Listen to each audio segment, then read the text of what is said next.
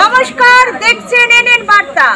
আজকে প্রত্যেকেই জানেন রঙের উৎসবে রাঙিয়ে উঠেছে সারা পশ্চিমবঙ্গ থেকে সারা রাজ্য।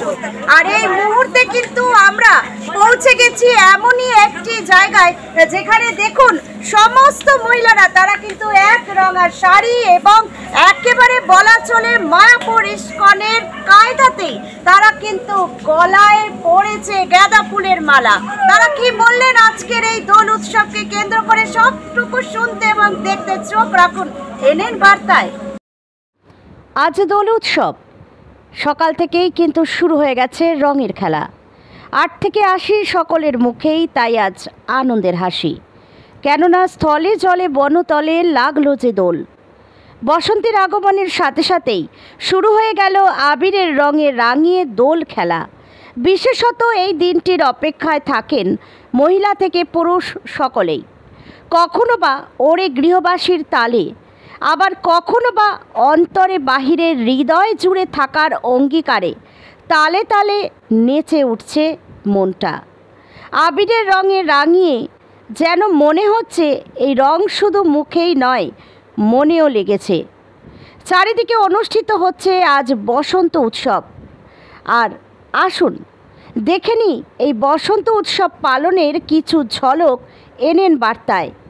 আর শুনে নি কী বললেন দোল উৎসবে বসন্তের আমেজে মেতে ওঠা সকলে।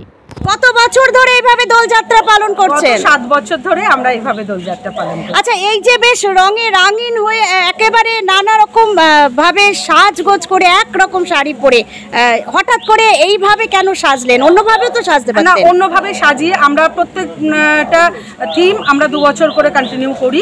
প্রথম ছিল আমাদের হলুদে 2 বছর, তারপরে ছিল সাদাতে 2 বছর, এবার আমরা সবুজে 2 বছর থাকবো।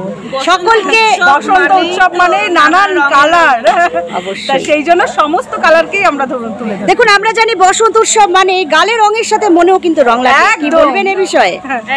একদম একদম, মানে মনে রং দেয় আর মনে রং আছে বলেই তো আমরা সব রঙিন হয়ে এখানে চলে এসেছি। আকাশে বাতাসে সমস্ত জায়গায় আজকে রং। আচ্ছা, আপনারা কি অনলি হাউস ওয়াইফ? আচ্ছা, বছরের এই দিনটা ঘর থেকে বেরিয়ে এসে এত সুন্দরভাবে সেজে ওঠা কতটা আনন্দ লাগে? ভীষণ। আমরা যার জন্য অপেক্ষা করি সারা বছর, আমাদের এইটা নিয়ে একটা অপেক্ষা করি। দেখুন, দোল উৎসব তো অনেকে অনেকভাবে পালন করে। সকলের প্রতি শুভেচ্ছা বার্তায় কি বলতে চান? সবাই ভীষণ ভালোভাবে দোলযাত্রাটা উপভোগ করুক, কিন্তু খুব সুষ্ঠুভাবে, যেমনভাবে আমরা করছি সেইভাবে। যারা পছন্দ করে না, যারা চায় না, তাদের প্লিজ একটু অ্যাভয়েড করে যাওয়াই ভালো।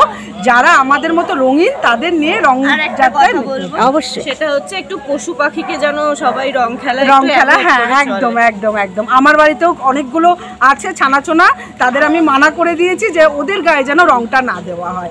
তার নামটা সেটাই বলি। শিল্পীরা হচ্ছেন। অনেক ধন্যবাদ। এতক্ষণ পর্যন্ত কিন্তু আমরা সেই সকল মহিলাদের সমস্ত কিছু কথোপকথন তুলে ধরলাম আপনাদের সামনে, এবং আপনারা দেখতেই পেলেন, শুনতেও পেলেন। তারা কিন্তু বললেন যে এই দোলের উৎসবে, রঙের উৎসবে আনন্দের পাশাপাশি কিন্তু পথ কুকুর যারা আছে, যে সকল পশুরা পথে রয়েছে, তাদেরকে দয়া করে কিন্তু বিরক্ত করবেন। এনএন বার্তায় এতক্ষণ পর্যন্ত হালিশহর থেকে আমি নূপুর ছিলাম আপনাদের সাথে।